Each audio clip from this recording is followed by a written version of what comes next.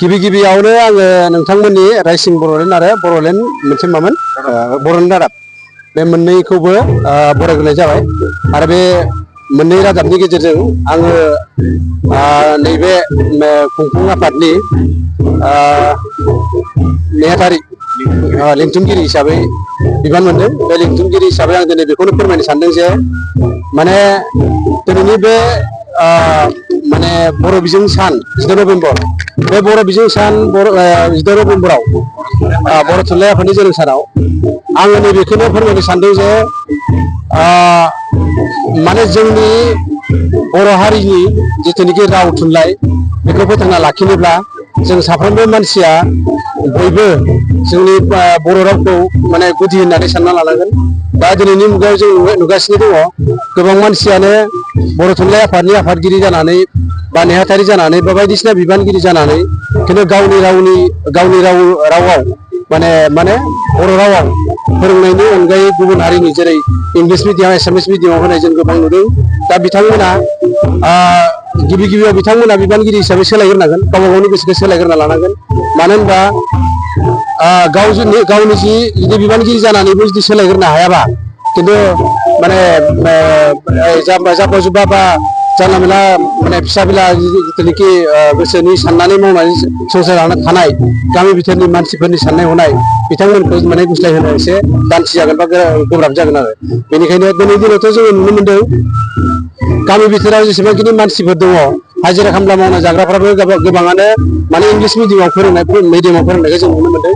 दा बेफोर गासैखौबो जुदि जोङो होबथानो हायाबा बा बेफोर गासैखौबो जों जुदि मोजां गियान होनानै फोरोंनानै जुदि लाखिनो हायाब्ला खिन्थु जोंनि बर' रावा थांना थानो हानाय नङा। बेनि थाखाय आङो बुंनाय जाबाय आरो लोगोसे आङो दिनैनि बे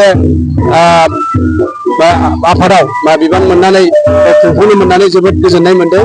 आङो बेजों लोगोसे बुंबावगोन जे मा होनो गासैबो बर' हारियानो बर' जाथियानो गावनि रावखौ फोथांना लाखिनो थाखाय नाजानांगौ। बेखिनियानो नैबे गुदि बर' थुनलाइ फरायसालिफोर दं गासै मोनबेसे फरायसालिफोर दङ आङो एक्जेक्टलि माबा नङा नालाय टिचार नङा नालाय आंबो मोजां मिथिया।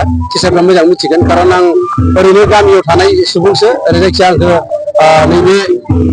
नैबे बोसोरनि गुदि बर' थुनलाइ आफादनि मा होनो बर' थुनलाइ आफादखौ सामलायनो थाखाय आंनो टेम्परारि हिसाबै बिबान होदों। बेनि थाखायसो आं बेखौ माने बे बिबानखौ लानानै खामानिखौ मावनाय जादों। बेनिखायनो आं एक्जेक्टलि बुंनो हाजोबा।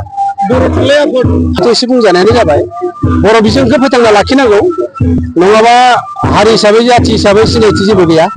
दा जोंहा जिहेथु गोदोनिफ्रायनो माने गोबां गोरों गोरा सुबुंफ्रा माखासे आन्दलन खालामबोबाय जेरै माने बर' रायजो नांगौ होननानै।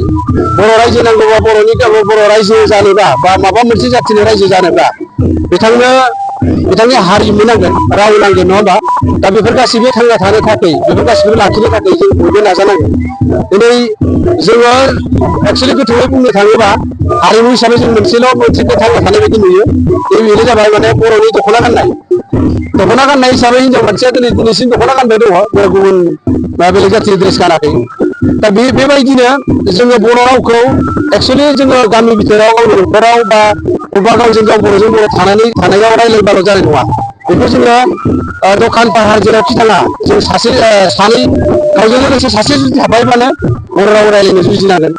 आरो जोङो जेसे हागौ दखान पाहारानो जा अफिसानो जा जेरावबो जों बर'नि सोदोबजोंनो माने बेनारफोराव लिरना होनांगोन आरोखि। बेबायदि हाबाफारि हिसाबै जों एसेबांखि लाखियाखै, सानसेनिल' हाबाफारि जिहेथु जोंहा बेयाव आलासि माने बरायनाय थागोन आरो ओमफ्राय बे खुदियाफोरखौ ओरैनो एसे दसे रंजानानै मोसानायल' सानसेनिल' हाबाफारि नालाय जास्ट बेनिल'।